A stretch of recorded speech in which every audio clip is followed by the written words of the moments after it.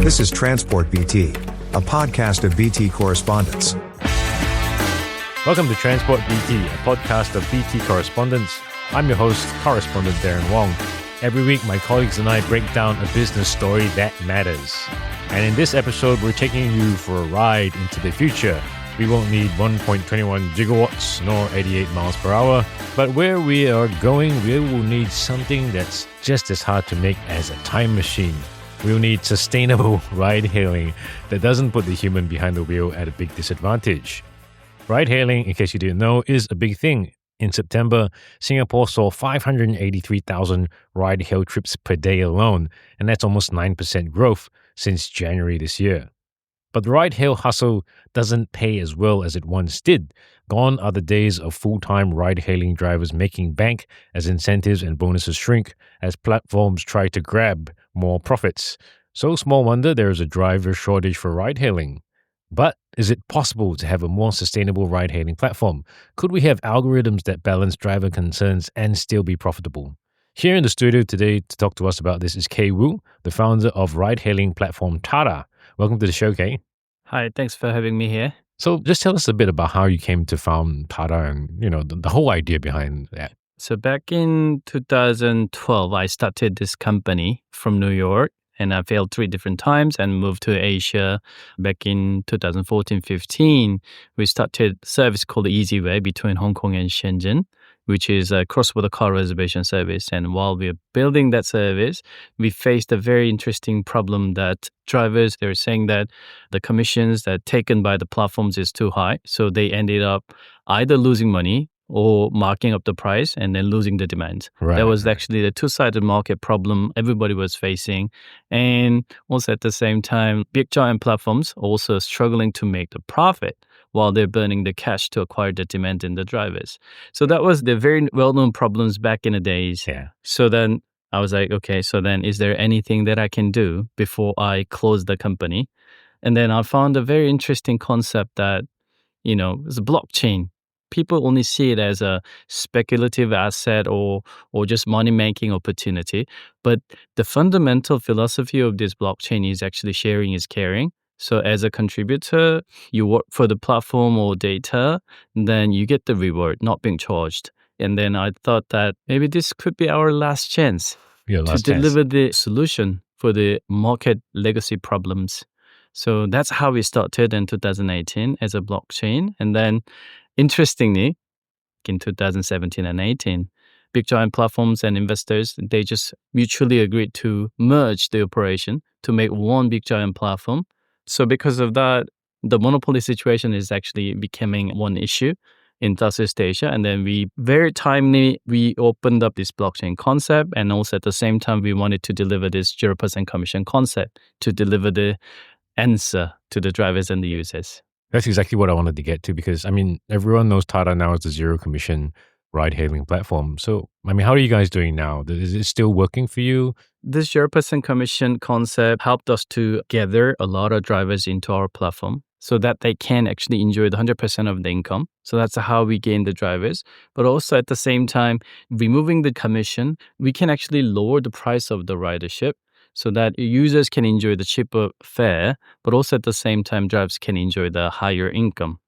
And how's the journey towards profitability?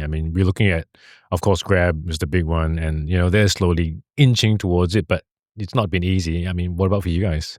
They're saying that they're claiming that they're EBITDA profitable. Well, which we all know is right.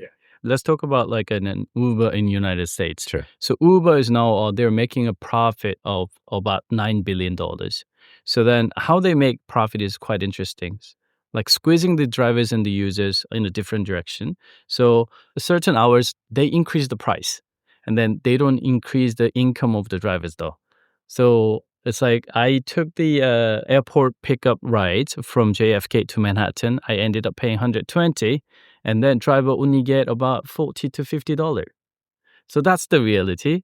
In Singapore and Southeast Asia, if we don't have Tada here, those kind of things could happen also. Oh, for sure, yeah.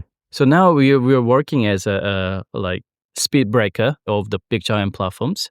The profitability comes in here is a very interesting way. We didn't mean to make the profit with this company. didn't mean to make a profit. Yeah, at the beginning stage, it's like the platform and the blockchain solution and software itself is actually meant to be distributed for the benefit for the users and the drivers together. So we didn't intend to make the profit. Right. But interestingly, we are profitable. Our profit margin is like 30%, actually 35%, sometimes 45%. Interestingly, this profitability came from those big giants' policy.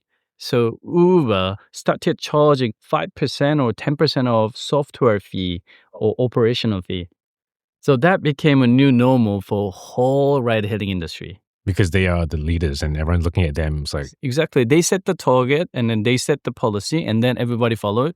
And that moment back in 2019 came to us that should we do it?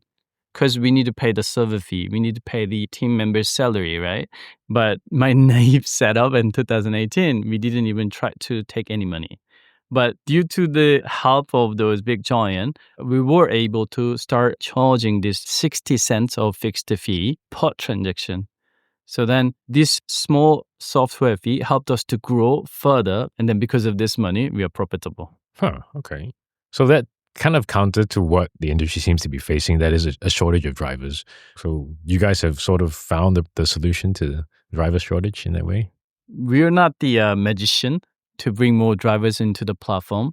But the point is the transparency and then your income expectation is not clear enough for the drivers as of now. Many of drivers actually are complaining about their income has been shrinking and over. Yes, exactly. And then they had to drive more hours than before.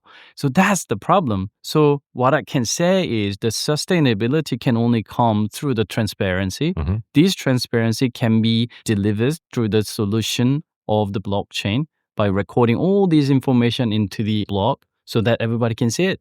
You're talking about the public ledger side of blockchain, which is the fact that anybody can go and see certain information that is recorded securely and cannot be changed, right? Sure. That is the key to it. Yeah. So say like your contribution being recorded transaction by transaction. Yeah. And based on that, you've got rewarded with the points. And these points are also recorded into the block. So no one can delete it. No one can edit it. So based on this point, let's say if this platform and service make extra profit, that profit is going to be distributed to everybody. And everyone can see how that happens. Yeah. Cool. Okay, we're going for our break. And when we come back, we're going to talk more about algorithms, profitability, and the humanity of ride-hailing. Lens on Singapore is now bigger and better. The same deep dive exploration of socioeconomic and geopolitical issues which impact our lives here in Singapore and the region is now a video podcast. If watching a conversation is your thing, join Clarissa Montero in monthly conversations about things that matter. Subscribe to the BT Lens On playlist in the podcast tab of the Business Times YouTube channel and start watching today. BT Lens On Singapore, now available in audio and video. And now, back to TransportBT, a podcast of BT correspondents. Okay, we're back from our break and we're still with Pei Wu, the founder of ride-hailing platform Tada, to talk about ride-hailing algorithms and blockchain.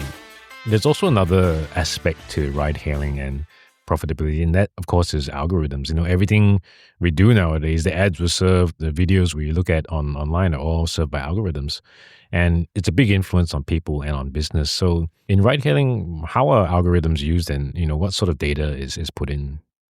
There is a very interesting video that I've seen over the years. So one influencer actually popped up the Android phone and the iPhone in the United States.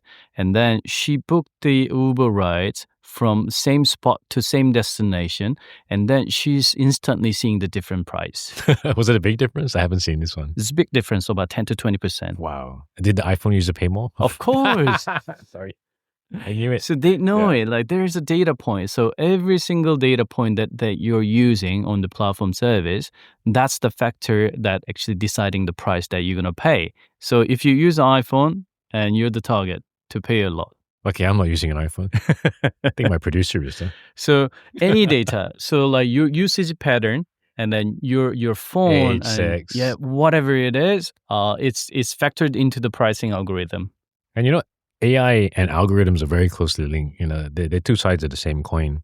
And I recently read this book by two AI experts, Yudkowsky and Soares.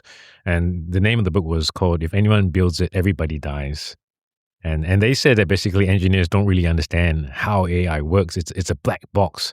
And, as a business leader, do you think it's possible to make an AI or algorithms that are really ethical? Or is it really just something that we may not have total control of? It's just quite scary, I know. It's quite scary. Actually, yesterday, Elon Musk at some conference in Egypt, and he mentioned that he's imagining that in 10 to 20 years, the working could be an optional, like robots and all those kind of things will replace your job.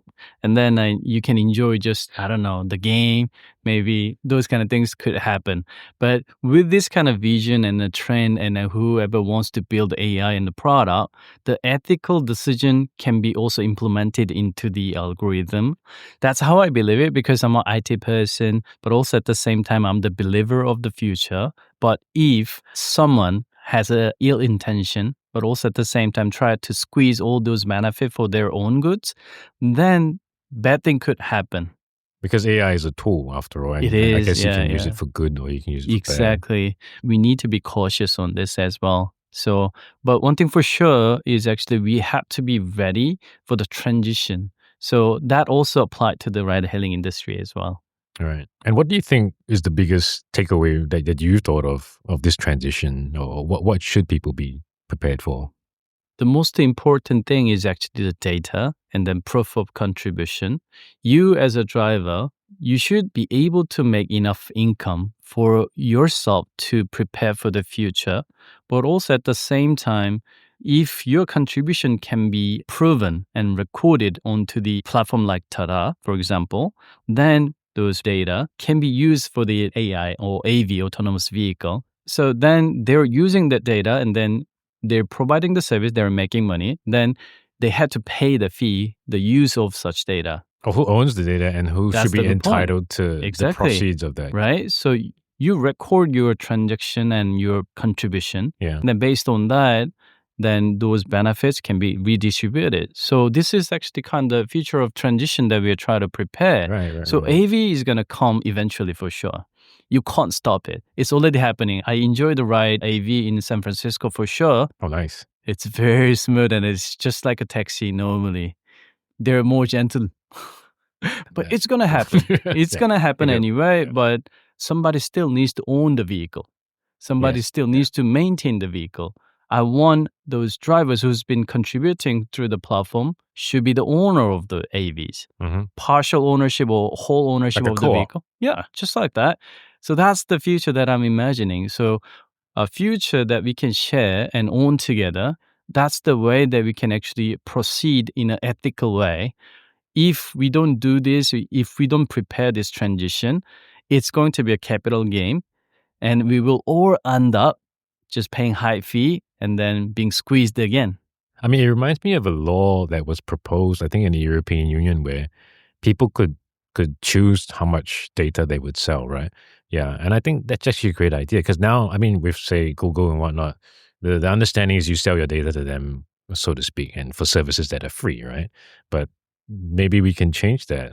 But do you think governments would need to get in someplace? Because, as you said, if it's purely a capital game, then it might not end up well for normal people, right? Exactly. So ride-hailing industry and AV industry, they're always talking about the adoption speed is only depends on the decision of the government. If we don't take any cautious transition or government is just let that happen, it's just happening like very quickly. Yeah. And then very next day, you will just end up just be the user of the service. And then you have no choice to pay high fare. And I think I want to round off with a more mundane question. Tada operates in Vietnam, where else? Vietnam, Thailand, Cambodia, and Hong Kong. Uh-huh. And if those kind of capital consolidation of big giants, if that happen in Indonesia, we may go. Okay, for competition's sake. Yeah, that's good. Yeah, but our next year plan is actually we are planning to open our service in New York to challenge those status quo of big giants over there. Nice, very good. That was Kay Wu, the founder of ride-hailing platform Tada. Thank you for being a guest on TransportBT, Kay. Sure. Thank you. Thank you very much. So next week on BT Correspondence, it's time to get ready for 2026. What does the new year have in store for the HDB market? Please tune in for that. If you have any thoughts or questions about the show, please drop us an email at btpodcasts@fph.com.sg. That's btpodcasts.